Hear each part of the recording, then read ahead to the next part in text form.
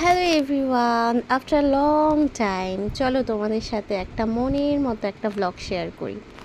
বেশ অনেক দিন পরে আমি আমার সেকেন্ড হোমে গেলাম, যেখানে আমি আমার জীবনের অনেক কটা বছর কাটিয়েছি, যেখান থেকেই আমার বিয়ের সমস্ত পাকা কথা হয়েছিল। শুধু আমি আমার নিজের হোম টাউনে গিয়েছিলাম বিয়েটা করতে। চলো ধানাই পানাই না করে শুরু থেকেই শুরু করি। আমি আমার দিদির বাড়ির কথা বলছি। আসলে বাড়ির প্রত্যেকটা মানুষ আমায় এত নিজের করে নিয়েছে, তাই আমি আমার সেকেন্ড হোম বলতে কোনো দ্বিধাবোধ করি না।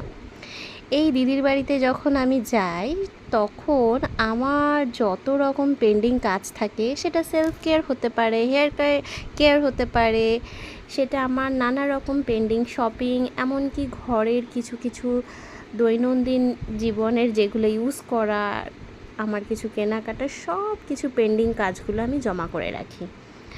আর যখন আমি সেখানে যাই, সেখান থেকেই এই কাজগুলো ফুলফিল করে আসি। কাজেই আমার মেয়েটাকে তার মামনির কাছে রেখে আমার এই কাজগুলো করতে ভীষণ সুবিধা হয়, কারণ প্রত্যেকটা কাজই একটা সময় সাপেক্ষের ব্যাপার।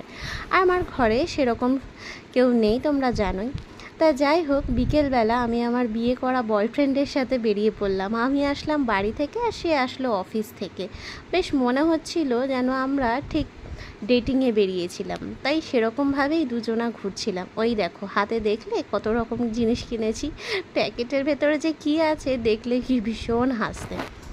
এই যাদবপুর 8B, যেটা আমার ভীষণ একটা পছন্দের জায়গা, যেখানে আমি অহরহ আগে যেতাম। সেখানে আমার সমস্ত কেনাকাটা বলো, সমস্ত রকম জিনিস আমি এখান থেকেই আগে কিনতাম। তাই এখনও অভ্যেসটা পাল্টায়নি। যদি বিশ্বস্ত আর জিনিসের ভীষণ কোয়ালিটি নিয়ে কোনো প্রশ্ন থাকে, তাহলে চোখ বন্ধ করে যাদবপুর 8B মার্কেটে গিয়ে সেখান থেকে আমি কিনতে পারি।